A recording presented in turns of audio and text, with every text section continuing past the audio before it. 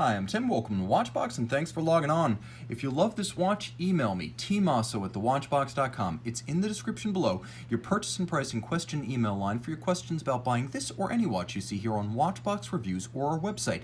Email me at tmosso@thewatchbox.com.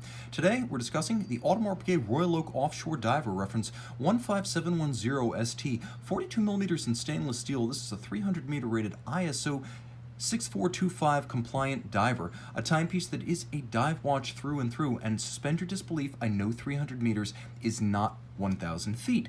Quick wrist check on the well-known 16 centimeter circumference wrist, and you can see the watch wears lower than you'd expect at 14.2 millimeters thick. That surprised me, but whereas the chronograph features a module complication, this is a simple integrated automatic. You can see it sits low, below a cuff even, and it's extremely comfortable. Easy to wear on a 16 centimeter circumference wrist on this diver style strap. I would recommend it for a wrist as small as 15 centimeters circumference. It does wear larger than its nominal 42 millimeter size though, so think of it as more of a 44. If you would wear a 44, you would wear this. If you wouldn't wear a 44, it's probably too much watch for your wrist. Now, across the case, 53.7 millimeters lug-to-lug, but if you include these double plot end links, you will find it actually flares 58 millimeters across the wrist, and that's why I say consider it a 44. Now, the timepiece features a lovely diver style strap. This was first spec'd on the Royal Oak Offshore divers. Chronograph owners started ordering it as an accessory, and now Audemars Piguet puts it on all of the offshores. In most cases, simply ask at the boutique. It's that good, it's that popular. It is a cut vulcanized rubber strap with a lovely pebbly texture and two strakes that visually extend the plots. So you have a lovely integrated look, the same as you'd get with a bracelet, and every Royal Oak should have an integrated look. Bars and screws used to hold the strap on, taking no chances with spring bars. Also, look, there's a lovely attention to detail as there is a bevel on the edge of the strap that extends the bevel on the edge of the case. AP with a simple satin finished steel pin buckle for quick adjustments on the wrist, and the timepiece is a Royal Oak through and through. You can see hexagonal shoulders in rubber for the crown that controls the bezel and the crown that controls the winding and setting. Also, it's a Royal Oak in the sense that it is entirely hand-finished. Note the delicacy of the metalwork with a micro bevel along the crown guards. There's a lovely curvature to the crown guards, squared off outer face is satin-finished, a bevel that expands from microscopic at the mid-case to flared over the lug hoods, and then a perfect break from the polished bevel of the flank of the octagonal bezel to the satin finish of the top with the inset black polished stainless steel hexagonal bolts. Note the congruence of the bolts to the shape of the crown shoulder. On the dial, we have a unidirectional winding internal ratcheting bezel. I love dive bezels because I find them intuitive to look at, easy to read, and more useful than a typical chronograph. Line up the luminescent index with the minute hand, and now you have a 0 to 60 minute timer. Remember, on a chronograph, most registers for minutes are going to be 30 minutes.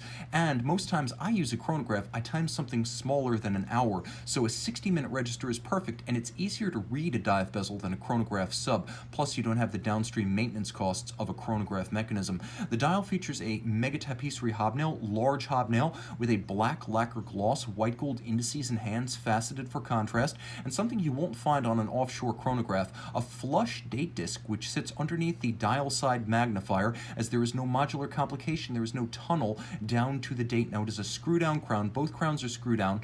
The watch features both hacking seconds, as you could see, and a quick set date that allows you to rapidly cycle the date should the watch run down or encounter an irregular length month. Now we're going to turn this one over, and as you can see, this one is still fairly fresh, so I'm going to cover up the serials to protect innocent parties. Caliber 3120, manufacture movement, 60-hour power reserve, bi-directional winding for smoothness with unlubricated ceramic bearings. It's tough. This movement was designed for the offshore and launched in 2005 with a full balance bridge and a free-sprung index for shock resistance. It's also able to better take and hold precise regulation when bumped and concussed. It also beats away at 21,600 vibrations per hour, but it uses a massive balance. Again, to make up for its lack of beat rate, it uses more balance inertia, and that's usually a trade-off. More beat rate, smaller balance, slower beat rate, bigger balance. 40 joules, nicely finished. You can see the coats of arms of the Audemars and Piguet family on the 22-karat rotor, not 21, not 18. Those two coats of arms designed to remind you that AP is the largest Swiss brand brand still in the hands of the founding families and under their control since 1875. Côte de Genève, black polished screws, multiple finishes on the rotor, engine-turned perlage on the base plate, and a machine-applied beveling on the edge of the bridge. This movement is a combination of hand-finished as well as an element of machine finish. Excellence in execution inside and out. A modern classic, and easily the most comprehensible and slimmest version of the Royal Oak Offshore. Email tmosso@thewatchbox.com to put it on your wrist.